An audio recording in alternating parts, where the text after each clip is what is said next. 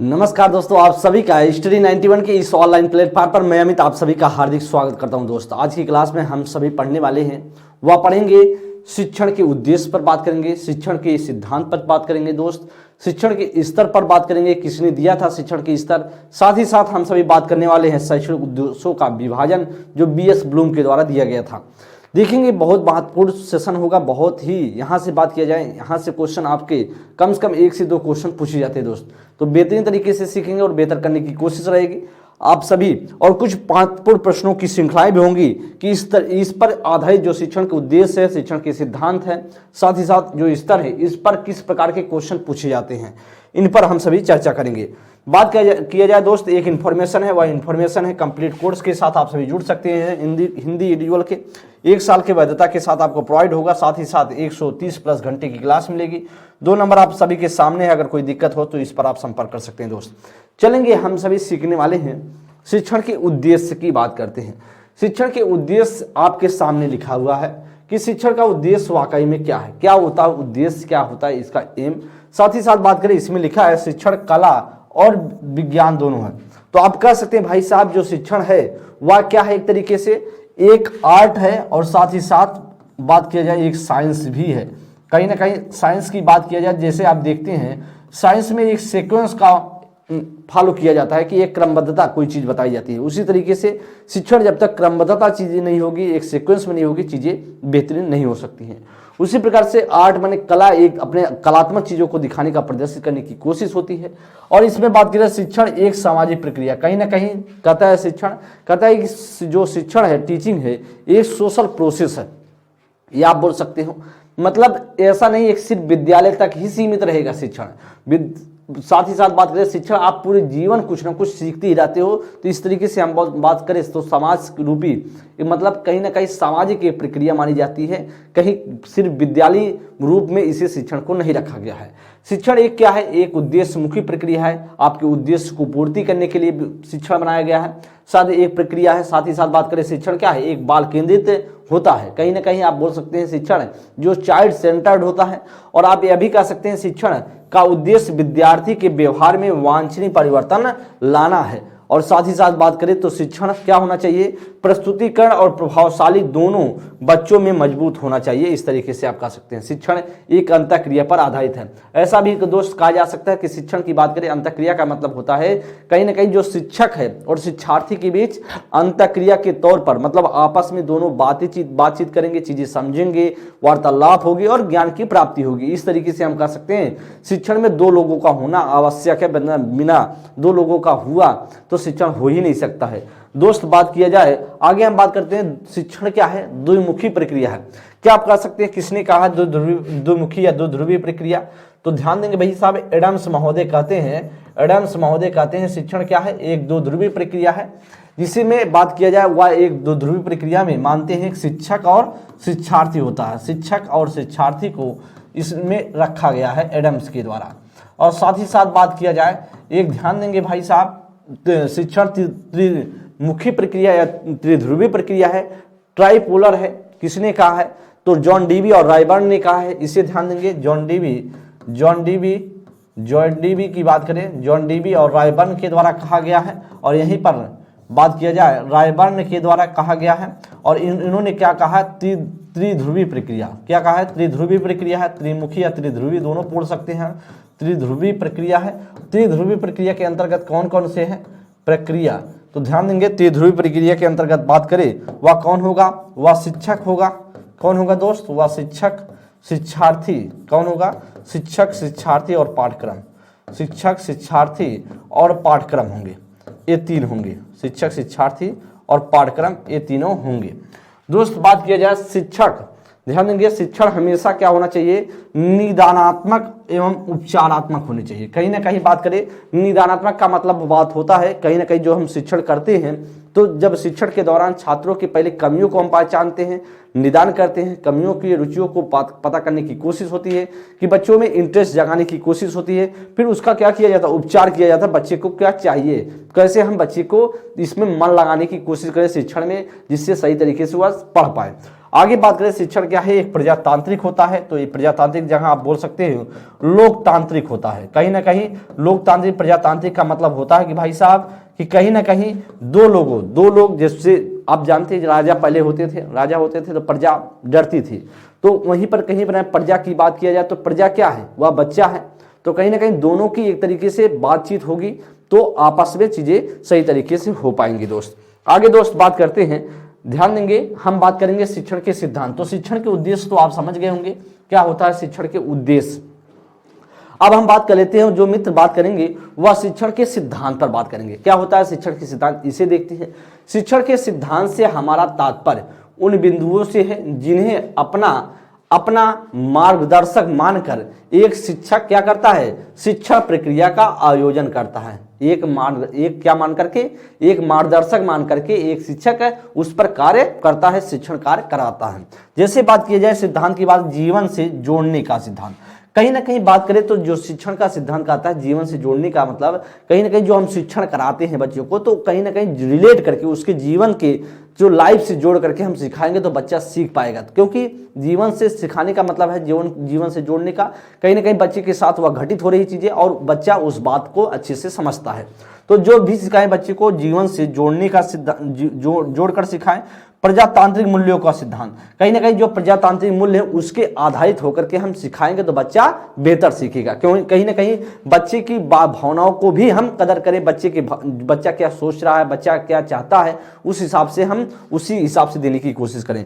वैयक्तिक भिन्नता का सिद्धांत, कहीं ना कहीं बात करें वैयक्तिक भिन्नता का कहता है कि इंडिविजुअल डिफरेंसेस का जो सिद्धांत है वह दोस्त कहता है कहीं ना कहीं बात किया जाए तो हर बच्चा अपने आप में यूनिक है। कहीं ना कहीं इंडिविजुअल डिफरेंसेस है, वैयक्तिक भिन्नताएं हैं।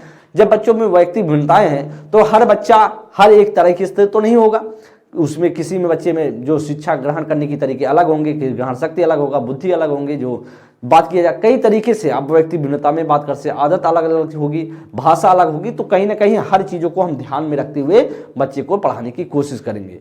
आगे बात करें रुचि का सिद्धांत को, हर बच्चे को इंटरेस्ट बनाकर बच्चे के कहीं ना कहीं इंटरेस्ट बनाने की कोशिश करेंगे पढ़ाते समय। कहीं ना कहीं विभाजन का सिद्धांत कहता है कि बच्चे को जो भी हम सिखाएंगे तोड़ कर विश्लेषण करके एनालिसिस करके सिखाएंगे। कहीं ना कहीं जब हम तोड़कर सिखाएंगे, खंडों में सिखाएंगे तो बच्चा सही तरीके से समझ पाएगा कि भाई साहब वाकई में हमें कहाँ ध्यान सही तरीके से देना है। वहीं पर कहता है पूर्व ज्ञान का सिद्धांत, तो बच्चे को जो भी हम सिखाएं किसके आधार पर सिखाएं, पूर्व ज्ञान के आधार पर। किसके आधार पर, पूर्व ज्ञान, कहीं ना कहीं जो हम पहले से पढ़ाए हैं उससे रिलेट करके जो भी सिखाने जा रहे हैं बच्चे को उसके माध्यम से सिखाएं। ये सिद्धांत है और सिद्धांतों का मतलब होता है शिक्षण के जो सिद्धांत है इसका मतलब यह होता है कि एक मार्गदर्शक होता है, एक रास्ता होता है, उसी पर रास्ते पर हम चलकर बच्चों को पढ़ाने की कोशिश की जाती है। तो शिक्षण के सिद्धांत आपको समझ में आ रहे होंगे। करण अंतःक्रिया का सिद्धांत, कहीं ना कहीं एक शिक्षक और शिक्षार्थी के बीच कहीं ना कहीं अंतःक्रिया होगा तो बच्चा बेहतर सीखेगा, यह होना चाहिए। योजना निर्माण का सिद्धांत, कहीं ना कहीं एक योजनाबद्ध तरीके से हम पढ़ाएंगे कि बच्चे को किस तरीके से हम पढ़ाए, योजना बनाए, एक चीजें डिजाइन करने की कोशिश करें जिससे बच्चा वह बातों को सही तरीके से सीख पाए। योजना के माध्यम से एक योजना का निर्माण करेंगे, उसके बाद उसी पर आधारित होकर के बच्चों को सिखाएंगे। परीक्षण का सिद्धांत की बात करें, कहीं ना कहीं हम एक परीक्षण पर टेस्ट लेते हुए चीजें कहाँ बच्चा गलतियां कर रहा है तो उसको हम सुधारते हुए चीजों को टेस्ट लेते हुए बढ़ते चले जिससे बच्चा बातों को समझते जाए। जैसे आप जब टेस्ट लेने का मतलब है जब आपने जो पढ़ाया है, जब बच्चा जो कितना सीख पाया कितना नहीं सीख पाया उसको हम टेस्ट लेते हुए बच्चे को समझाते हुए निदान उपचार करते हुए आगे बढ़ेंगे। पुनरावृत्ति का सिद्धांत कहता है कहीं ना कहीं बच्चे को हम रिकॉल करवाते चलेंगे, जो पीछे पढ़ा दिया गया उसको कहीं ना कहीं पुनरावृत्ति करते हुए आगे बढ़ेगा तो बच्चा सही तरीके से सीखेगा। नैतिक मूल्यों का सिद्धांत, कहीं ना कहीं बच्चा नैतिक मूल्य के आधार पर सीखेगा तो बेहतर सीखेगा। सहसंबंध का सिद्धांत, कहीं ना कहीं एक दूसरे से रिलेट करके जब सिखाएंगे तो अच्छा सीखेगा। संप्रेषण का सिद्धांत कहता है कि भाई साहब एक कम्युनिकेशन सही तरीके से होगा तो बच्चा बेहतर सीखेगा। सर्वांगीण विकास का सिद्धांत कहता है कि भाई साहब हर एक ही पक्ष का बच्चे का विकास ना करें, शिक्षण के दौरान सभी पक्षों का विकास करें। बच्चे के भाषाई विकास, बच्चे के बात किया जाए संज्ञान विकास, बच्चे का भावात्मक विकास, तो सारे पक्ष जो बच्चे के हैं जो भी डेवलपमेंट है सब सर्वांगीण विकास एक तरीके से होलिस्टिक डेवलपमेंट करने की कोशिश करेंगे। प्रयोगवाद का सिद्धांत, कहीं ना कहीं बात किया जाए प्रयोगवाद का सिद्धांत कहता है कहीं ना कहीं हम जो एक्सपेरिमेंट चीजें करते हुए सिखाने की कोशिश करेंगे। सामाजिक परिवेश का सिद्धांत कहता है कहीं ना कहीं बच्चे को एक किसी कमरे में बंद हुआ महसूस नहीं कराएंगे। जब बच्चा पढ़ने आए तो उसको लगे कि हम चीज़ें इतना अच्छे से सीख रहे हैं, कहीं ना कहीं हम बाधित नहीं हैं, जबरदस्ती हमको नहीं सिखाया जा रहा, मतलब हम स्वतंत्र हैं और एक परिवेश की एक सोशल इन्वायरमेंट देने की कोशिश रहेगी और इसके आधार पर आप सिखाएंगे तो बच्चा बेहतर सीखेगा। दोस्त बात करें तो आप सभी ने देखा कि शिक्षण के कुछ सिद्धांत थे जो आप सभी के पेपर में पूछे जाते हैं। अभी यहाँ से क्वेश्चन बनाए गए हैं प्रीवियस ईयर में, उसके बाद हम चर्चा करेंगे किस प्रकार के क्वेश्चन आए हुए हैं दोस्त। तो आगे हम चर्चा कर लेते हैं शिक्षण के स्तर पर। क्या होता है शिक्षण के स्तर, इसे हम देखते हैं। शिक्षण के स्तर की बात करेंगे।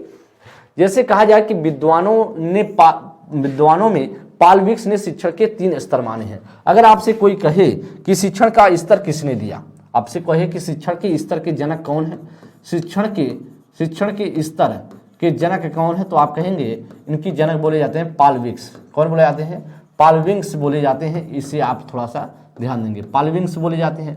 इन्होंने 3 प्रकार के स्तर बताए हैं, 3 स्तर बताएं, इसको आपको थोड़ा सा दिमाग में रखना है और जिन्हें हम निम्नलिखित नामों से जानते हैं।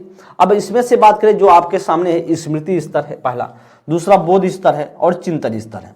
यह 3 स्तर उन्होंने बता दिए हैं। अब इसमें से बात किया जाए तो तीनों जो स्तर थे तो इन्होंने 3 स्तर की तो कल्पना कर दी, लेकिन यह तीनों स्तर की कल्पना अलग अलग लोगों के द्वारा दी गई। किसके द्वारा दी गई? ध्यान देंगे भैया, जो स्मृति स्तर था वह हर्बर्ट स्पेंसर के द्वारा दी गई। किसके? हर्बर्ट स्पेंसर के द्वारा दी गई, हर्बर्ट स्पेंसर के द्वारा दी गई। वहीं पर बात करें बोध स्तर किसके द्वारा दी गई? मोरिसन के द्वारा दी गई, मोरिसन के द्वारा दी गई। अगर वहीं पर बात करें चिंतन स्तर किसके द्वारा दी गई? तो पी हंट के द्वारा दी गई। किसके द्वारा? पी हंट के द्वारा। तो ये 3 क्या थे दोस्त? यह बात किया जाए 3 स्तर थे और तीनों स्तर अलग अलग लोगों के द्वारा प्रोवाइड की गई, जिसमें से हम पहले बात करेंगे। सबसे पहला स्मृति स्तर क्या होता है, स्मृति स्तर की चर्चा कर लेते हैं। कहता है यह स्तर हर्बर्ट द्वारा प्रतिपादित है, इसे पंचपदी प्रणाली भी कहते हैं। बाद में विंग्स ने इसे क्या कहा? शिक्षण का स्मृति स्तर नाम दिया गया। तो शुरू में क्या इसका नाम था? हर्बर्ट स्पेंसर के द्वारा दिया गया था। हर्बर्ट स्पेंसर ने इसे पंचपदी प्रणाली के नाम से भी इसे जानते हैं और इसी पर बात करें एनसीईआरटी अपना जो शिक्षण मेथड है उस पर तैयार करती है और इसे शिक्षण के स्मृति स्तर किसने बताया? बाद में विंग्स महोदय ने बता दिया। आगे दोस्त बात किया जाए तो इसमें क्या क्या चीजें हैं जो आपके पेपर में पूछी जाती हैं। यह स्तर मुख्यतः निचली कक्षाओं में यूज की जाती हैं। अगर आपसे पूछ ले जो तीनों स्तर है, स्मृति स्तर, बोध स्तर और चिंतन स्तर, तो सबसे निम्नतम स्तर पर निचली कक्षाओं के लिए कौन सा स्तर यूज किया जाता है? तो सीधा आप बताएंगे भाई साहब स्मृति स्तर यूज की जाती है। अब स्मृति स्तर क्यों यूज की जाती है? क्योंकि रटाने की बात है। कहीं ना कहीं बच्चे को किस आधार पर बच्चे को वर्णमाला गिनती सिखाते हैं, तो इस तरीके से बात करें जो वर्णमाला सिखाई जाती है, गिनती सिखाई जाती है, कहीं ना कहीं बच्चे को रटाया जाता है और इसी प्रकार से बच्चे को समझाने की कोशिश होती है। तो इसीलिए दोस्त कहा जाए कि जो गिनती पहाड़ा हम सभी सीखे थे ना, जो हम सभी सीखे गिनती पहाड़ा जो और बच्चों को सिखाया जा रहा है वह किस आधार पर सिखाया जाता है? वह स्मृति के आधार पर। किसके आधार पर? स्मृति के आधार पर, स्मृति स्तर के आधार पर हम सिखाते हैं और स्मृति स्तर हर्बर्ट स्पेंसर ने दिया, बहुत बार पूछा गया है। अगर आपसे कह दे कि भाई साहब यह स्मृति स्तर में कितने चरण होते हैं, तो आप कहेंगे 5 चरण होते हैं। कितने चरण होते हैं? 5 चरण होते हैं। इसीलिए इसे क्या बोला जाता है? पंचपदीय प्रणाली के नाम से जानी जाती है। क्या? पंचपदीय प्रणाली के नाम से या जानी जाती है, पंचपदीय प्रणाली के नाम से इसे बोला जाता है। क्यों? क्योंकि इसमें 5 चरण हैं, यह भी है। अब हम बात कर लेते हैं इसमें कौन कौन से चरण हैं। सबसे पहले आता है दोस्त, बहुत महत्वपूर्ण है, प्रस्तावना। क्या होता है? प्रस्तावना बोली जाती है। दूसरा क्या होगा? प्रस्तुतिकरण। तीसरे की बात करें तुलना होता है। चौथा क्या होता है? सामान्यीकरण होता है और 5वां की बात करें अनुप्रयोग होता है। तो सबसे पहले हम किसी चीज की अगर हम बच्चों को समझाने की कोशिश रहे, मान लीजिए स्मृति में, आपकी स्मृति में हमें रखना है, तो सबसे पहले हम क्या करेंगे भाई साहब? पहले तो हम बताएंगे किसी आपको पढ़ना क्या है, आपको गिनती पढ़नी है कि वर्णमाला पढ़नी है। तो पहले तो हम उसका प्रस्तावना देंगे, तो प्रस्तावना देंगे, इसके बाद हम क्या करेंगे? उसकी प्रस्तावना देने के बाद हम प्रस्तुतिकरण करेंगे, कहीं ना कहीं उस चीज को हम प्रस्तुत करेंगे बच्चे के सामने। पहले तो हम बताएंगे, प्रस्तावना देंगे बच्चे को, कहीं ना कहीं प्रस्तावना, फिर इसके बाद उस चीज को प्रस्तुत कर देंगे। अब प्रस्तुत करेंगे तो जब हम बच्चे को प्रस्तुत करेंगे तो कहीं ना कहीं जो पहले हम बच्चे को सिखाए हैं, उस पहले जो सिखाए, जैसे मान लीजिए हमें सिखाना है बच्चे को, जैसे हम मुझे बच्चे को सिखाना 2 का पहाड़ा बच्चा पहले से सीखा, अब 2 के पहाड़े को सीखा, अब 3 के पहाड़े को मुझे सिखाना, तो पहले हम 3 के पहाड़े को बता देंगे बच्चे को। फिर सबसे पहले हम प्रस्तावना बताएंगे, भाई आज हम सभी 3 के पहाड़े पढ़ेंगे। फिर इसके बाद प्रस्तुतिकरण कहीं ना कहीं 3 के पहाड़े सुना देंगे। अब तुलना कैसे करेंगे, 2 से हम रिलेट करेंगे, जैसे कहेंगे, जैसे आप बात करें तो कहीं ना कहीं 2 का, जैसे आपने देखा कि 2 का जो पहाड़ा था और 3 के पहाड़े से कहीं ना कहीं रिलेट करके हम तुलना करके बता सकते हैं। तो पहले तुलना करेंगे, फिर दोनों का सामान्यीकरण कर देंगे, एकदम नॉर्मल करने की कोशिश रहेगी। तुलना करने के बाद सामान्यीकरण करने की कोशिश रहेगी, फिर उसका क्या करेंगे, अनुप्रयोग कर देंगे, कह देंगे भैया ऐसे प्रयोग करोगे चीजें बन जाएंगी। तो इस तरीके से हम बच्चे को हम सिखा सकते हैं। और किस लिए प्रयोग की जाती है, या निचली क्लासों के लिए है, किसके लिए है, निचली कक्षाओं के लिए है, निचली कक्षाओं के लिए या यूज की जाती है। इस बात को आप लोग अच्छे से अपने दिमाग में रख लीजिएगा। अब नोट की हम चर्चा कर लेते हैं, या बहुत महत्वपूर्ण है नोट वाला पॉइंट। नोट वाला पॉइंट आपसे पूछा जाता है। नोट में बात किया जाए तो कह रहा है कि एनसीईआरटी ने अपनी पाठ्य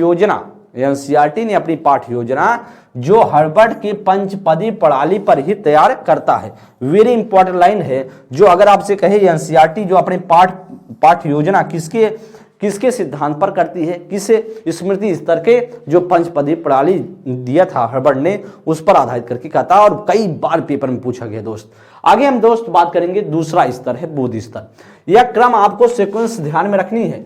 बोध स्तर की बात करेंगे तो कह रहा है इस स्तर को मॉरिसन ने दिया, पहले मैंने आपको बताया, जबकि इसका भी नामकरण किसने किया, पालविक्स ने किया। नामकरण किसने किया था, पालविक्स ने ही किया था, लेकिन देने वाला कौन था, वह मॉरिसन ने दिया था। अब मॉरिसन इसमें क्या कहते हैं, यह स्तर का प्रयोग मुख्यतः किसी सूचना अवधारणा का अर्थ समझने से उस जानकारी को धारण करने से, कहीं ना कहीं बात करें बोध का मतलब होता है, बोध का मतलब ही होता है समझ, कहीं ना कहीं बोध का मतलब होता है समझ। और जब समझ होता तो इसका मतलब कहीं ना कहीं इस चरण में क्या की जाएगी, समझने की बात की जाएगी, कहीं ना कहीं इसमें इस चरण में समझने की बात तो होगी। अब इसमें कह रहा है कि यह स्तर मुख्यतः उच्च प्राथमिक कक्षाओं या उसकी आगे कक्षाओं या आगे प्रयोग की जाती है, मतलब उच्च प्राथमिक कक्षाओं के लिए की जाए या उसके आगे के लिए यूज की जाती हैं।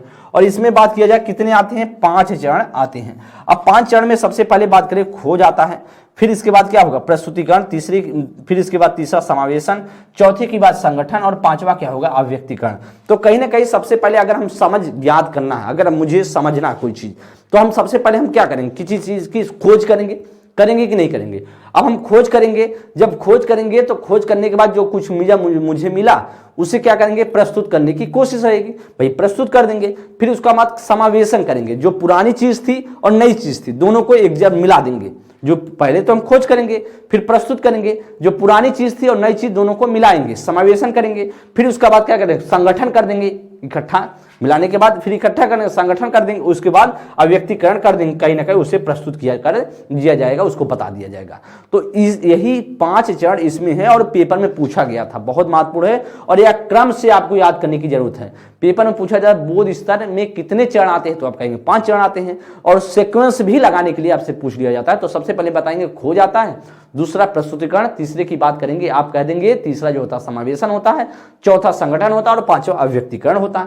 ऐसे आपको बता देना है दोस्त। आगे बात करेंगे तीसरे स्तर की, बात कर लेते हैं। तीसरा स्तर क्या बोला जाता है, चिंतन स्तर के नाम से जाना जाता है, या चिंतन स्तर का स्तर सर्वोच्च स्तर कहलाता है, या चिंतन स्तर सर्वोच्च स्तर कहलाता है, जो उच्च कक्षाओं में अवधारणा के निर्माण, तर्क प्रयोग, अनुसंधान एवं समस्या समाधान के लिए किया जाता है।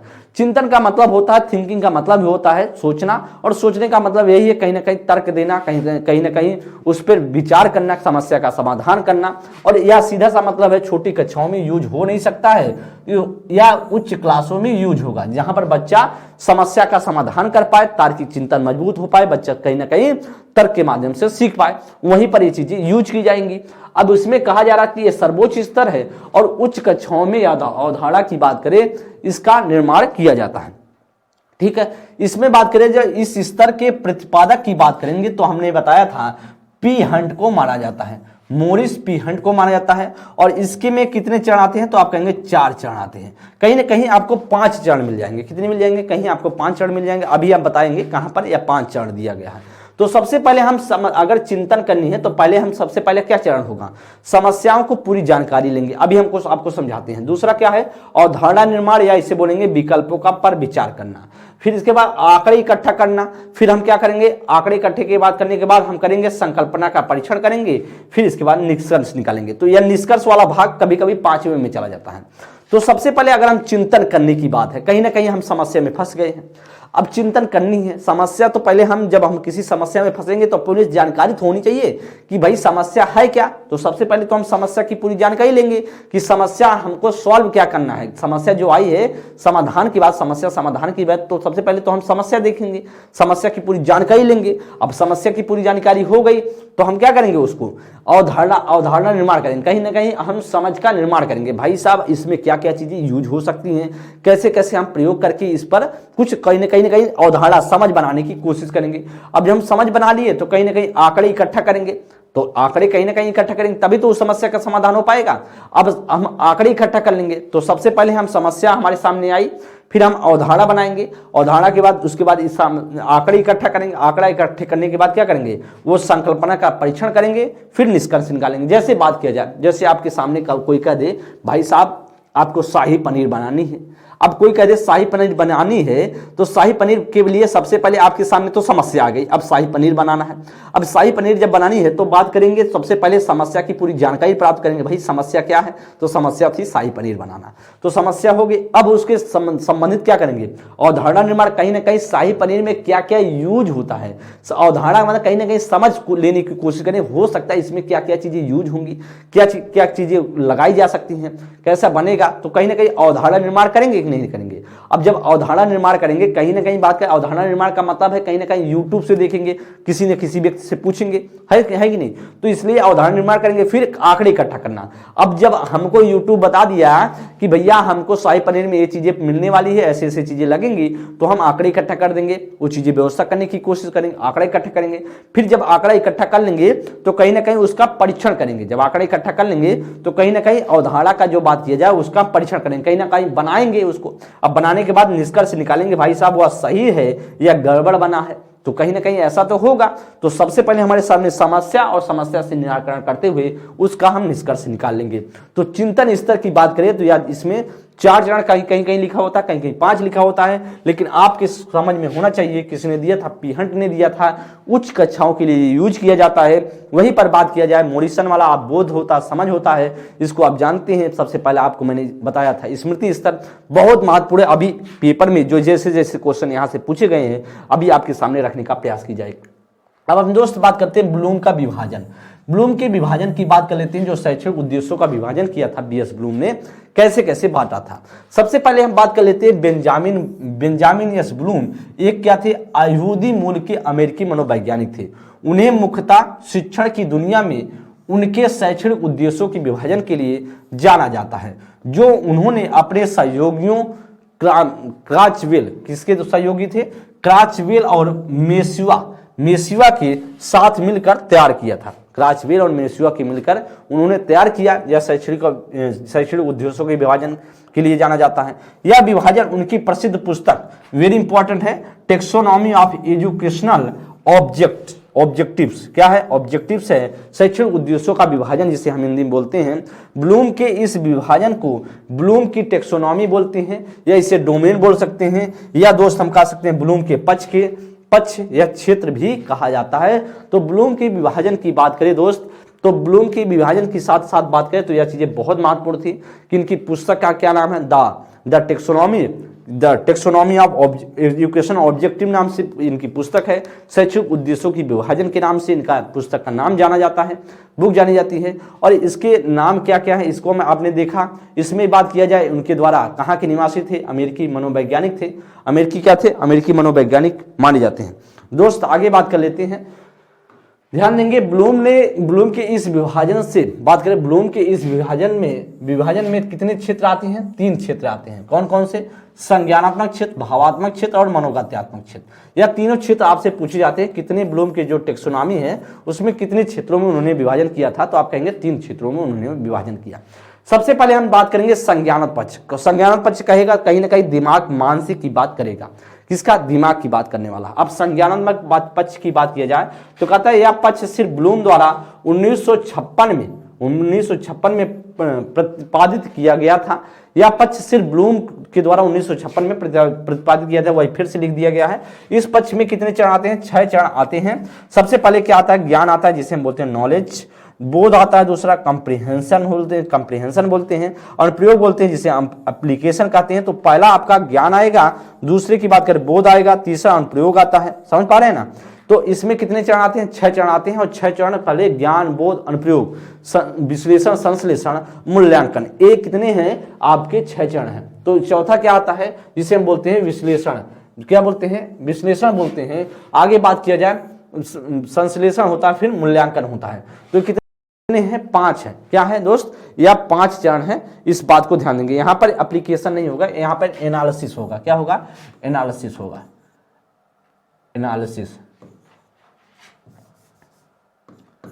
एनालिसिस होगा। एनालिसिस, इस बात को ध्यान देंगे। यहां पर एप्लीकेशन नहीं, एप्लीकेशन की जगह बात किया जाए, एप्लीकेशन आपको तीसरा चरण है। किस कौन सा है? तीसरा चरण है अनुप्रयोग की बात करें। फिर इसके बाद संश्लेषण, फिर मूल्यांकन, इवैल्यूएशन आता है। समझ गए होंगे आप? तो ये 6 चरण आपको याद करनी। जैसे संज्ञानात्मक बात किया जाए तो सबसे पहले हम बात कर लेते हैं, जैसे संज्ञानात्मक की बात करते हैं तो अगर संज्ञान की बात करेंगे सबसे पहले आपको ज्ञान होना जरूरी है। पहले तो आपको ज्ञान होगा, फिर आप क्या करोगे? ज्ञान होगा तो फिर उस पर सोच बोध बनाएंगे, समझ बनाएंगे। जब बोध समझ बनाएंगे तो कहीं ना कहीं उसको प्रयोग करेंगे, अनुप्रयोग करेंगे। इसके बाद क्या करेंगे? उसको टुकड़े में बांटेंगे, एनालिसिस करेंगे, फिर संश्लेषित करेंगे, मिला लेंगे, फिर इसके बाद उसका मूल्यांकन करेंगे। तो ये 6 चरण आपको याद होने चाहिए। आगे बात किया जाए, कह रहा है कि 2001 में ब्लूम के एक शिष्य, एक शिष्य था जो एडरसन एवं क्रेटवाल ने इस पक्ष का संशोधन किया। अब इसके कितने चरण है? 6 चरण है। अब कितने चरण है? 6 चरण माने जाते हैं। सबसे पहले याद करना, दूसरा समझना, तीसरा प्रयोग में लाना, चौथा विश्लेषण करना, पांचवा मूल्यांकन करना, छठवां क्या? रचना करना। तो आपके सामने कितने पक्ष हैं? इसके 6 पक्ष इसके भी हैं, लेकिन 2001 में उनका एक शिष्य था जो लाया था। तो सबसे पहले जैसे आपने देखा ज्ञान, बोध, अनुप्रयोग, विश्लेषण, संश्लेषण, मूल्यांकन, ये तो आप सभी ने तो देखा। क्या देखा दोस्त? या आप सभी ने देखा जो संज्ञान पक्ष में। लेकिन वहीं पर बात किया जाए जो या 2001 में आया, उसमें याद करना है, फिर समझना है, प्रयोग है, फिर विश्लेषण है, मूल्यांकन है, फिर रचना है। इससे भी आपको याद होनी चाहिए। ठीक है, आगे दोस्त बात करते हैं, ध्यान देंगे। आगे दोस्त बात किया जाए तो हम अब बात करेंगे इसमें भावात्मक पक्ष की चर्चा कर लेते हैं। भावात्मक पक्ष की बात करते हैं तो यह पक्ष किसने दिया? 1964 में ब्लूम, मेसिया या क्राथवेल ने प्रस्तुत किया। यह पक्ष विषय वस्तु को न सिर्फ समझने अपितु विषय वस्तु को महसूस करने पर भी जोर देता है। तो कहीं ना कहीं भावात्मक पक्ष वाला कहता है कहीं ना कहीं हम किसके समझने पर साथ ही साथ उसके साथ साथ हम महसूस करने पर भी जोर देंगे। और इसमें बात किया जाए कितने चरण आते हैं तो आप कहेंगे 5 चरण आते हैं। किसने आते हैं? 5 चरण आते हैं। सबसे पहले अग्रहण होता है, अग्रहण को हम ग्रहण भी बोल सकते हैं, अग्रहण और कहीं कहीं ग्रहण भी लिखा। प्रतिक्रिया आएगा, फिर मूल्य निर्माण होगा, फिर संगठन होगा, फिर चरित्रीकरण होगा। तो कहीं ना कहीं हम सबसे पहले बात को क्या करते हैं? कहीं ना कहीं अगर भावात्मक पक्ष की बात करें तो पहले हम जानकारी ग्रहण करेंगे, किसी जानकारी को ग्रहण करेंगे, फिर रिस्पॉन्स करेंगे, प्रतिक्रिया देंगे, फिर उसके बाद मूल्य का निर्माण होगा, फिर संगठन करेंगे, फिर चरित्र में आपके उतर जाएगा। तो इस तरीके से उन्होंने 5 चरण इसमें भावात्मक पक्ष में बताए हैं।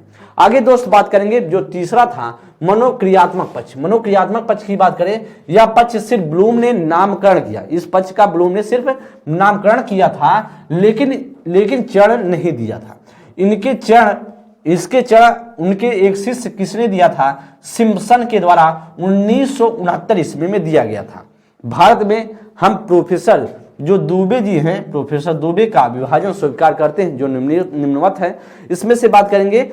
पहले इन्होंने बताया उद्दीपन होता है, फिर अनुकरण बताया है दोस्त, फिर क्रियान्वयन बताया है, परिशुद्धता बताया है, फिर संतुलन बताया है, स्वचालन बताया, फिर आदत का निर्माण। तो कहीं ना कहीं मनोक्रियात्मक पक्ष की बात करेंगे तो सबसे पहले हम किसी बात को करेंगे, सबसे पहले उद्दीपन, कहीं ना कहीं हम पहले स्टिमुलस की बात करेंगे, फिर अनुकरण की बात करेंगे कि कहीं ना कहीं उसको हम रिपीट करने उसके पीछे पीछे चलेंगे, फिर उसका क्रियान्वयन करेंगे, इंप्लीमेंट करेंगे कहीं ना कहीं। इसके बाद परिशुद्धता की बात करेंगे, उसके बाद संतुलन बैठाएंगे, फिर स्वचालन करेंगे, फिर आदत का निर्माण हो जाएगा। इस तरीके से बात किया जाए तो आपके कितने हैं, इसमें भी बात किया जाए, इसमें भी आपके जो 7 चरण या कभी कभी बात करेंगे तो 6 चरण आते हैं, परिशुद्धता वाला नहीं होता है।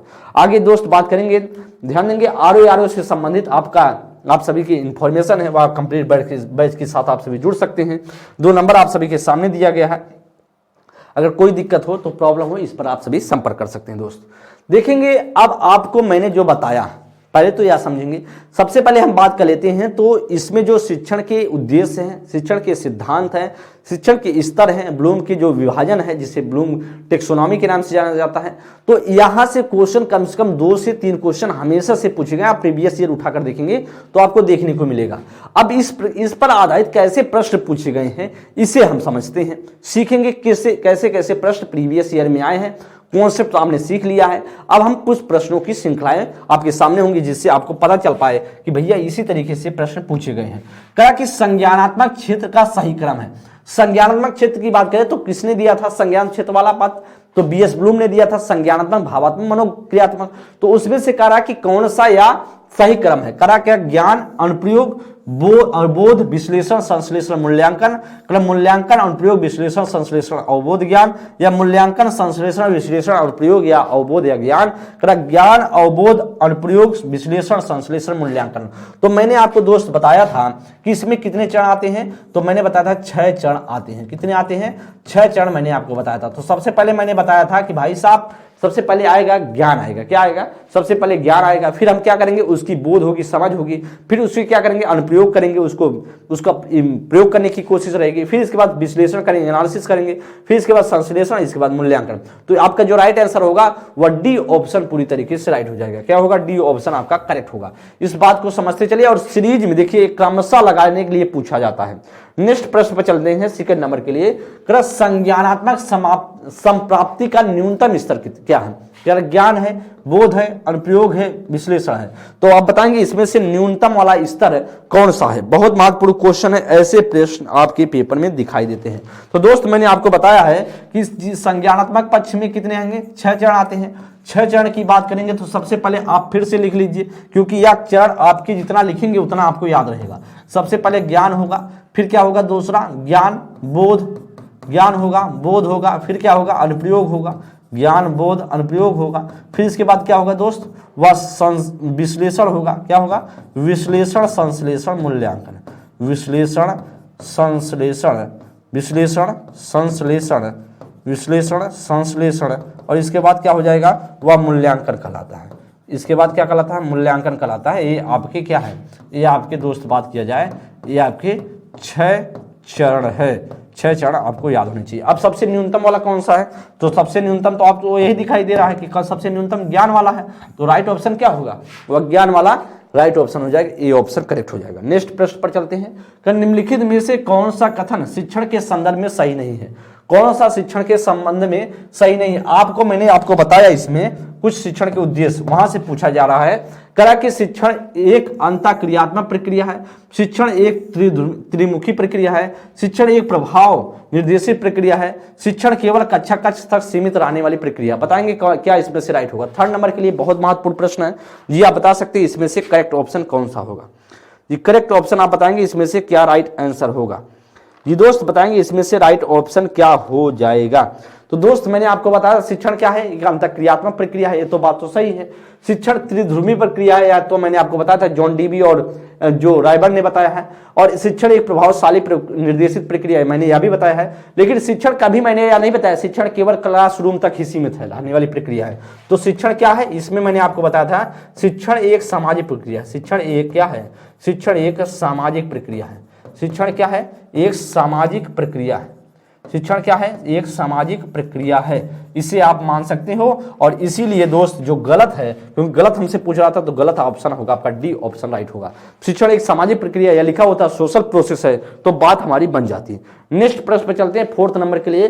शैक्षणिक उद्देश्यों के ब्लूम के वर्गीकरण के भावात्मक पक्ष से निम्नलिखित में से कौन सा स्तर संबंधित नहीं है?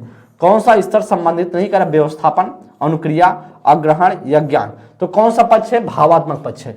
अब भावात्मक पक्ष से कौन सा संबंधित नहीं है, ऐसा आपसे प्रश्न पूछ रहा है, तो बताएंगे इसमें से क्या राइट होगा। अच्छा प्रश्न है और बताने की कोशिश आप लोग करेंगे दोस्त, कौन सा इसमें से संबंधित नहीं है, बताएंगे इसमें से कौन सा संबंधित नहीं है। ये दोस्त बताएंगे इसमें से कौन सा संबंधित नहीं है, ये दोस्त इसमें से बताएंगे कौन सा संबंधित नहीं है। तो मैंने आपको बताया है या ज्ञान वाला जो क्या है, एक संज्ञानात्मक पक्ष। क्या है, एक संज्ञानात्मक पक्ष है। ज्ञान वाला क्या है, एक संज्ञानात्मक पक्ष है। तो मैंने तो या तो पहले बता दिया है, तो राइट ऑप्शन क्या होगा आपका, डी ऑप्शन है। व्यवस्थापन भी ज्ञान भावात्मक पक्ष से जुड़ा है, अनुक्रिया भी है और अग्रहण भी है। आपका जो इसमें से राइट होगा, डी ऑप्शन राइट होगा, जिसे हम संज्ञान पक्ष की कैटेगरी में रखते हैं ज्ञान को। आगे बात किया, निम्न में से कौन सा संज्ञानात्मक क्षेत्र से संबंधित नहीं है, कौन सा संज्ञान क्षेत्र से संबंधित नहीं है, इसमें से आपसे पूछ रहा है। क्या अवमूल्यन, कल अनुप्रयोग, बोध, ज्ञान। तो आप बताएंगे इसमें से कौन सा संबंधित नहीं है। तो दोस्त आपका कौन सा इसमें से नहीं है, राइट ऑप्शन बताएंगे। बहुत महत्वपूर्ण प्रश्न है और इसी तरीके से प्रश्न आए, देख पा रहे हैं आप कैसे कैसे प्रश्न पूछे गए हैं। तो इसमें से अनुप्रयोग, बोध और ज्ञान ये क्या है, संज्ञान पक्ष के हैं। तो सबसे पहले ज्ञान होता है, फिर बोध होता है, अनुप्रयोग होता है, विश्लेषण होता है, संश्लेषण और मूल्यांकन होता है। लेकिन अनुप्रयोग क्या है, ये भावात्मक पक्ष है, इसलिए आपका जो राइट आंसर होगा वह ए ऑप्शन करेक्ट होगा। शिक्षा का उद्देश्य है, शिक्षा का क्या उद्देश्य है, करा अच्छा नागरिक बनाना, करा ऐसे व्यक्तियों का निर्माण जो समाज के लिए उपयोगी हो, व्यवहारिकता का निर्माण करना या उपयुक्त सभी। तो एक शिक्षा का उद्देश्य क्या है, जो हम शिक्षा ले रहे हैं या हमारे लिए क्या क्या उद्देश्य लाने के लिए कर रहे हैं, हम क्या इसके लिए हम कर रहे हैं दोस्त। तो हम जो ला रहे हैं शिक्षा का उद्देश्य है उपयुक्त में से सभी, एक अच्छा नागरिक भी बन पाए, साथ ही साथ बात करें जो एक हमारे बात करें इस ऐसे व्यक्ति का निर्माण करें जो समाज के लिए क्या हो, उपयोगी भी हो और साथ साथ व्यवहारिकता का निर्माण भी करना है। इसीलिए हम क्या कर रहे हैं, शिक्षा ग्रहण कर रहे हैं। 7वां क्वेश्चन है, कह रहा ब्लूम के वर्गीकरण के आधार पर उद्देश्य आधारित प्रश्नों के निर्माण में कौन सा विकल्प असंगत है, कह विश्लेषण, मूल्यांकन, आत्मानुभूत या अनुप्रयोग। जी बताएंगे इसमें से कौन सा राइट होगा। तो ब्लूम के जो वर्गीकरण की बात करें तो वर्गीकरण में कितने बताए हैं उन्होंने, संज्ञानात्मक बताई है, संज्ञानात्मक उन्होंने बताया, भावात्मक बताया, संज्ञानात्मक, भावात्मक, और बात किया तीसरे की बात करें जिसे बोलते हैं मनोगत्यात्मक, गत्यात्मक बोलते हैं। और यह 3 जो है उन्होंने पक्ष बताए थे, जिसमें से बात करें जो आपके सामने ऑप्शन में लिखा है, वो ऑप्शन में जो लिखा है सबके सब किसके पक्ष है, वह सबके सब लिखे गए हैं दोस्त, वह लिखे गए हैं आपके संज्ञानात्मक पक्ष के। तो संज्ञानात्मक पक्ष में आता है, मूल्यांकन भी आता है, लास्ट वाला 6वां है, और अनुप्रयोग भी आता है जो आप जानते हैं अनुप्रयोग तीसरा है, और विश्लेषण भी होता है जो चौथा है। तो इसमें से आत्मानुभूति नहीं होगा। क्या होगा, आत्मानुभूति नहीं होगा। एक बार लिख देते हैं। सबसे पहले क्या होता है, ज्ञान होता है, फिर क्या होता है, बोध, ज्ञान, बोध, अनुप्रयोग, ज्ञान, बोध, अनुप्रयोग, विश्लेषण, संश्लेषण,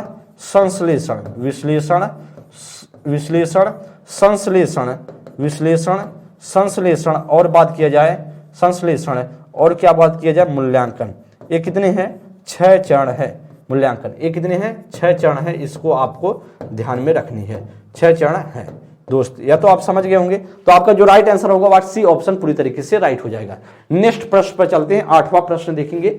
शिक्षा का उद्देश्य होना चाहिए विद्यार्थियों में व्यवसायिक कौशल का विकास करना, या विद्यार्थियों में सामाजिक चेतना का विकास करना, विद्यार्थियों को परीक्षा के लिए तैयार करना, विद्यार्थियों के लिए व्यवहारिक जीवन के लिए तैयार करना। हम शिक्षा का उद्देश्य किस लिए रखती है, शिक्षा का उद्देश्य बताएंगे आप इसमें से क्या राइट होगा, शिक्षा का उद्देश्य इसमें से क्या होना चाहिए बताएंगे दोस्त। क्या आप व्यवहारिक कौशल के लिए विकास करने के लिए करते हैं, सिर्फ समाज चेतना के लिए करते हैं, या परीक्षा के लिए तैयार करते हैं, या विद्यार्थियों को व्यवहारिक जीवन के लिए तैयार करते हैं। तो कहीं ना कहीं हम किसके लिए तैयार करते हैं, वह बात किया विद्यार्थियों को हम व्यवहारिक जीवन के लिए तैयार करते हैं। राइट ऑप्शन हमारा डी ऑप्शन करेक्ट हो जाएगा। ऐसे ही प्रश्न आपके पेपर में पूछे जाते हैं। 9th नंबर के लिए कहा शिक्षा का 2 प्रमुख उद्देश्य क्या है, कर बालकों में विषयों का ज्ञान व उसका मानसिक विकास करना, कर विद्यार्थियों को ज्ञान देना व परीक्षा के लिए तैयार करना, या विद्यार्थियों को ज्ञान देना या उसको कंठस्थ करवाना, या विषयों का ज्ञान देना या व्यवसायिक कौशल का विकास करना। किसके लिए दोस्त करते हैं, 9th नंबर के लिए आप सभी कमेंट करेंगे क्या इसमें से राइट होगा। तो आप जानते हैं विषयों को क्या ज्ञान देना, साथ क्या करते हैं करना, उसका मानसिक विकास करना, उसके लिए तैयार करते हैं ना दोस्त। तो कहीं ना कहीं बात करें परीक्षा के लिए तो तैयार नहीं करते हैं, साथ ही साथ कंठस्थ करने वाला अपने आप में गलत है, परीक्षा के लिए भी गलत है, तो इसमें से बचा हमारा ए ऑप्शन और डी ऑप्शन। तो कहीं ना कहीं विषयों का ज्ञान तो हो जाएगा, लेकिन व्यवसायिक कौशल के लिए नहीं करते हैं हम। किसके लिए करते हैं? मानसिक विकास के लिए करते हैं। जब आपका मानसिक रूप से आप डेवलपमेंट हो जाएगा तो वैसे कुछ भी कर सकते हैं आप। राइट ऑप्शन आपका ए ऑप्शन राइट हो जाएगा। कला ब्लूम के टेक्सोनॉमी का पदानुक्रमिक व्यवस्था है। कला पाठचर्या संबंधित घोषणाओं, कला पठन कौशल, कला संज्ञानात्मक उद्देश्यों और उपलब्धि लक्ष्यों। तो ब्लूम का जो टेक्सोनॉमी है किसके पदानुक्रमित के लिए बनाई गई है? वह किसके लिए बनाई गई है? संज्ञानात्मक उद्देश्यों की पदानुक्रमित व्यवस्था के लिए बनाई गई है। राइट ऑप्शन हमारा क्या होगा? सी ऑप्शन आपका करेक्ट हो जाएगा। आगे बात करेंगे तो दोस्त इन्फॉर्मेशन है आरओ की जो अपनी हिंदी, साथ ही साथ जो जीएस का पोर्शन है प्री मेंस के लिए आप सभी पुस्तक परचेज कर सकते हैं। बहुत महत्वपूर्ण बुक है और इसे आप एक बार देखिए ऑफलाइन या जाकर के मार्केट में देखेंगे तो बेहतरीन बुक बनाई गई है। नेक्स्ट प्रश्न पर चलते हैं दोस्त। आगे 11 नंबर के लिए बात करेंगे। कह रहा है निम्नलिखित में से कौन सी संज्ञानात्मक क्रिया दी गई सूचना के विश्लेषण के लिए प्रयोग में लाई जाती है? कब वर्णन करना, पहचान करना, अंतर करना या वर्गीकृत करना? बताएंगे कौन सा इसमें से राइट हो जाएगा। विश्लेषण के लिए प्रयोग में लाई जाती है। अच्छा प्रश्न है, आप सभी कमेंट कर सकते हैं इसमें से क्या राइट होगा। जी दोस्त, इसके लिए बताएंगे क्या इसमें से राइट आंसर होगा। दोस्त एक बार कमेंट करेंगे, इसके लिए आप कमेंट करेंगे क्या इसमें से करेक्ट ऑप्शन हो सकता है। 21 नंबर के लिए एक बार आप सभी कमेंट करेंगे। 11 नंबर के लिए क्या इसमें से राइट होगा। तो दोस्त बात किया जाए करा विश्लेषण के लिए प्रयोग में लाई जाती हैं। जो सूचना के विश्लेषण के लिए प्रयोग में क्या चीजें लाई जाती हैं? तो आप जानते हैं दोस्तों, वर्णन करना, पहचान करना, अंतर करना, वर्गीकृत करना। तो जो विश्लेषण का मतलब क्या होता? अंतर करना। राइट ऑप्शन आपको सी ऑप्शन करेक्ट हो जाएगा। नेक्स्ट प्रश्न पे चलते हैं 13 नंबर के लिए। कह रहा है कि एक अध्यापक कुछ निर्देशन लिखता है ताकि छात्र लोकतंत्र का अर्थ समझने में सक्षम हो। या उद्देश्य किस संकल्पना के अंतर्गत आएगा? कौशल के, संश्लेषण के, बोध के या विश्लेषण के? दोस्त कहीं ना कहीं बात कर रहा है कि एक अध्यापक क्या लिखता है? कुछ निर्देश लिखता है, कुछ जानकारी लिखता है, निर्देश लिखता है ताकि छात्र लोकतंत्र का क्या समझ पाए? ताकि छात्र लोकतंत्र का अर्थ समझ पाए। ताकि क्या समझ पाए? लोकतंत्र का अर्थ एकदम सही तरीके से समझ पाए। तो किसके लिए? कहीं ना कहीं अर्थ की समझने की बात क्या होती है? समझ का मतलब ही होता है बोध। समझ का मतलब ही होता है क्या दोस्त? वह बोध होता है। तो राइट ऑप्शन क्या होगा हमारा? समझ का अर्थ ही होता है बोध। तो राइट ऑप्शन आपका 13 नंबर का जो राइट आंसर होगा वह सी ऑप्शन आपका करेक्ट हो जाएगा। कहीं ना कहीं अर्थ समझने की बात करें, कहीं ना कहीं बोध की बात करता है, समझ की बात करता है। सी ऑप्शन राइट होगा। 14 नंबर के लिए निम्न में से किसने अधिगम सिद्धांत का प्रतिपादन नहीं किया? कहीं ना कहीं कह रहा कोलर, स्किनर, बीएस ब्लूम या थॉर्नडाइक। तो दोस्त आप जानते हैं कोलर ने क्या दिया? सूझ या अंतर्दृष्टि का सिद्धांत दिया। सूझ या अंतर्दृष्टि का सिद्धांत दिया है। अंतर्दृष्टि का सिद्धांत दिया है। वहीं पर बात किया जाए अंतर्दृष्टि का सिद्धांत स्किनर ने क्या दिया है? क्रिया प्रसूत अनुबंधन का सिद्धांत दिया है। क्रिया प्रसूत अनुबंधन का सिद्धांत दिया है। अनुबंधन का सिद्धांत दिया है, का सिद्धांत दिया। और इनका प्रयोग किस पर था? चूहे पर। और बात किया जाए चूहे पर प्रयोग था। साथ ही साथ बात करें इन्होंने खरगोश पर, कबूतर पर प्रयोग किया था। बीएस ब्लूम की बात करें तो यह किससे जुड़े थे? शिक्षण से जुड़े थे। राइट ऑप्शन होगा आपका सी। थॉर्नडाइक की बात करें तो यह व्यवहारवादी थे और इनका सिद्धांत कहलाता है त्रुटि एवं प्रयास का सिद्धांत। क्या कहलाता है? त्रुटि एवं प्रयास का सिद्धांत कहलाता है। और इनका जो प्रयोग था का प्रयास का सिद्धांत कहलाता है। इनका जो प्रयोग था किस पर था? वह बिल्ली पर इन्होंने प्रयोग किया था। किस पर? बिल्ली पर इन्होंने प्रयोग किया था। तो इस बात को आप समझ रहे होंगे दोस्त। आपका जो राइट आंसर होगा वह सी ऑप्शन पूरी तरीके से राइट है। नेक्स्ट प्रश्न पर चलते हैं। 15 नंबर के लिए आप सभी कमेंट करेंगे कि निम्न में से कौन सा शिक्षण का स्तर नहीं है? कौन सा शिक्षण का स्तर नहीं है? प्रावर्ती स्तर, अवधारणा स्तर, स्मृति स्तर या बोध स्तर? तो दोस्त मैंने आपको बताया है, हमने आपको बताया शिक्षण के कितने स्तर होते हैं। ध्यान देंगे शिक्षण के कितने स्तर होते हैं। शिक्षण की दोस्त बात किया जाए तो आप जानते हैं शिक्षण के 3 स्तर होते हैं। सबसे पहले हमने बताया था स्मृति स्तर। सबसे पहले मैंने बताया था स्मृति स्तर बताया था। स्मृति स्तर की बात करें किसने दिया था? स्मृति स्तर की बात करें हर्बर्ट स्पेंसर ने दिया है। मैंने आपको बताया हर्बर्ट स्पेंसर ने बताया है, ये हर्बर्ट स्पेंसर ने दिया है। साथ ही साथ बात करेंगे दोस्त जो दूसरा है जिसे हम बोलते हैं बोध स्तर। क्या बोलते हैं? बोध स्तर बोलते हैं। और बोध स्तर किसने दिया है? मोरिसन ने दिया है। किसने दिया है दोस्त? मोरिसन महोदय ने दिया है। और तीसरे की बात करें चिंतन स्तर होता है। क्या होता है? चिंतन स्तर होता है, जिसमें मैंने आपको बताया था कि पी हंट ने दिया। किसने दिया है दोस्त? पी हंट महोदय ने दिया है। अब आपके सामने है कि इसमें से कौन सा नहीं है। तो प्रावर्ती स्तर को हम क्या बोलते हैं? चिंतन स्तर के नाम से जानते हैं। किस स्तर के? चिंतन स्तर के नाम से जानते हैं। तो दोस्त इसमें से कौन सा नहीं होगा? वह होगा डी, बी ऑप्शन आपका राइट होगा। जो प्रेरणा स्तर, कोई स्तर नहीं होता है। पालिविक्स इसके जनक बोले जाते हैं और इस बात को आप अच्छे से समझते हैं। नेक्स्ट प्रश्न पर 16 नंबर के लिए स्मृति स्तर एवं बोध स्तर के शिक्षा प्रतिमान की संरचना में कौन सा सोपान उभयनिष्ठ है? या दोस्त आपकी यूपी टेट 2019 में पूछा गया क्वेश्चन है और इसके बताएंगे क्या इसमें से राइट होगा। करा सामान्यकरण, अन्वेषण, प्रस्तुतिकरण या तैयारी? जी दोस्त बताएंगे इसमें से क्या राइट आंसर हो सकता है। बहुत महत्वपूर्ण क्वेश्चन है, इसके लिए आप सभी कमेंट करेंगे क्या इसमें क्या राइट आंसर होगा। दोस्त बताएंगे इसमें से क्या राइट आंसर होगा। बहुत महत्वपूर्ण क्वेश्चन है, आप सभी बता सकते हैं, इसमें कमेंट कर सकते हैं क्या इसमें से राइट आंसर हो सकता है। दोस्त मैंने आपको बताया है जो स्मृति स्तर भी बताया है, मैंने आपको बोध स्तर भी बताया, मैंने चिंतन स्तर की बात भी की है। उसमें से जो बात किया जाए, जो क्वेश्चन में आपका जो राइट आंसर होगा वह प्रस्तुतिकरण होगा। क्या होगा दोस्त? वह प्रस्तुतिकरण और प्रस्तुतिकरण दोनों में कॉमन है। एक बार आप जाकर वीडियो को पीछे समझ सकते हैं, अगर आप ना समझे हो तो एक बार आप जाकर पीछे वीडियो को फिर से देखेंगे, जब आप नोट करेंगे तो आपको समझ में आ जाएगा। जो प्रस्तुतिकरण है वही दोनों में कॉमन है, किसमें? स्मृति स्तर और बोध स्तर में। तो राइट ऑप्शन हमारा C is the right option. 17 number के लिए निम्न में से कौन सा अवबोध स्तर के शिक्षण में शामिल है? कौन सा अवबोध स्तर के? कहीं ना कहीं अवबोध स्तर का मतलब क्या होता है, कहीं ना कहीं बात किया जाए जिसे हम बोलते हैं अवबोध या बोध स्तर। और बोध स्तर की बात किसने दिया है? वह बोध स्तर किसने दिया है? तो मैंने आपको बताया मोरिसन ने दिया है। किसने दिया था? मोरिसन महोदय ने दिया था। तो आपसे पूछ रहा है क्या पृथक्करण होगा, अनुप्रयोग होगा, तुलना होगा, अन्वेषण होगा? जी बताएंगे कौन सा इसमें शामिल है, बोध स्तर में कौन सा शामिल है, ऐसा आपसे प्रश्न पूछ रहा है। जी इसमें से बताएंगे कौन इसमें से राइट आंसर हो सकता है, कौन सा इसमें से शामिल है। जी कमेंट कर सकते हैं आप सभी, इसमें से कौन सा राइट आंसर होगा। जी बताएंगे दोस्त। तो मैंने आपको सबसे पहले बताया था, सबसे पहले ही स्तर क्या है, वह खोज या अन्वेषण बोला जाता है। और राइट आंसर क्या होगा हमारा? डी ऑप्शन पूरी तरीके से राइट है। जाके देखिए क्वेश्चन, और इसी तरीके से पेपर में आए हैं। बहुत महत्वपूर्ण सेशन है, इसे आप लोग मिस मत कीजिएगा। बहुत अच्छे से कॉन्सेप्ट सीखिए, इस तरीके से क्वेश्चन पूछे जाते हैं, बहुत बेहतरीन क्वेश्चन यहां से आते हैं दोस्त। नेक्स्ट प्रश्न पर चलते हैं 18 नंबर के लिए। निम्न में से कौन सा शिक्षण अधिगम का स्तर नहीं है? कौन सा शिक्षण अधिगम का स्तर नहीं? फिर से क्वेश्चन आ गया है, स्मृति स्तर, अवबोध स्तर, परावर्ती स्तर या दूरवर्ती स्तर। तो कोई ना कोई दूरवर्ती स्तर कुछ होता ही नहीं है। परावर्ती स्तर को हम क्या बोलते हैं? चिंतन स्तर बोलते हैं। क्या बोलते हैं? चिंतन स्तर बोलते हैं। कौन सा नहीं है? तो दोस्त आपसे बताया गया है आपको कौन सा इसमें से नहीं है, वह भैया आपका दूरवर्ती स्तर नहीं है। नेक्स्ट प्रश्न पर 19 नंबर के लिए, शिक्षण सबसे अधिक प्रभावी होता है तब जब, कब प्रभावी होता है बताएंगे दोस्त। इसका आपके सामने ऑप्शन है, कि शिक्षण कब प्रभावी होता है? जब विद्यार्थी विषय में रुचि लेते हैं, शिक्षक को विषय का गहन ज्ञान होता है, या विद्यार्थी को उसके मानसिक स्तर के अनुरूप शिक्षा दी जाती है, या दोस्त बात यह है एक ही विषय वस्तु को बार बार दोहराया जाता है। दोस्त अच्छा प्रश्न है, आप सभी कमेंट कर सकते हैं इसमें से क्या राइट होगा। बहुत महत्वपूर्ण क्वेश्चन है, आप सभी बताइए इसमें से क्या राइट आंसर होगा दोस्त।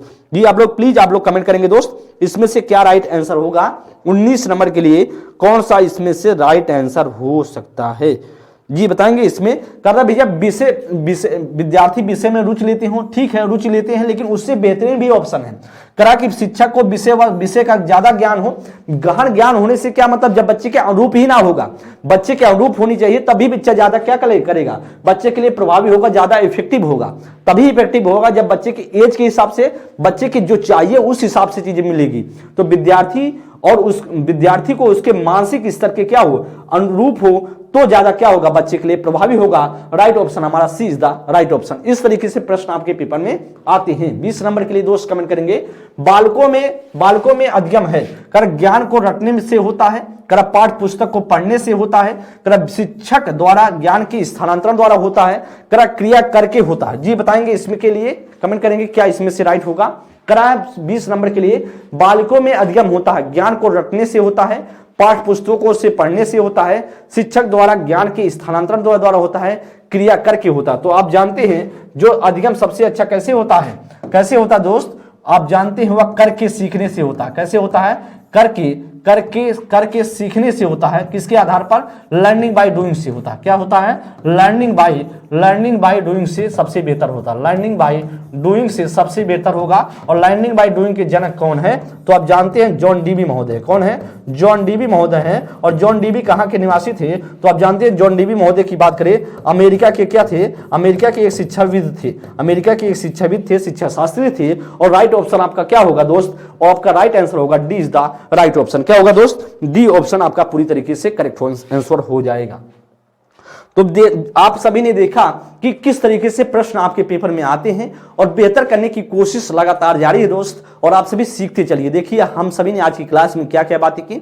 शिक्षण के उद्देश्य से प्रश्न आए हुए हैं। शिक्षण के सिद्धांत मैंने बात की, शिक्षण के उस सिद्धांत के भी क्वेश्चन थे। अब साथ ही साथ बात करें शिक्षण के स्तर, मैंने आपको बताया कि जो पॉलिविक्स ने दिया है उसको मैंने आप देखा कि किस तरीके से प्रश्न आए हैं। आपने देखा कि जो आपके संज्ञानात्मक, भावात्मक, मनोगत्यात्मक पक्ष ब्लूम के जो विभाजन था वहां से प्रश्न कैसे आए हैं। सारे के सारे जो चारों पार्ट हम सभी ने देखा, उससे संबंधित प्रश्न भी रखे गए और कैसे क्वेश्चन पेपर में आते हैं इस पर हम सभी ने बहुत अच्छे से जानकारी गेन करने की कोशिश की है दोस्त। और आप सभी बेहतर सीख भी पा रहे होंगे, या मुझे पूरा विश्वास है कि आप बेहतर कर भी पा रहे होंगे। और इन सभी कंटेंट को आप जरूर अपने कॉपी में नोट कर लें अगर आप ना जानते हो तो।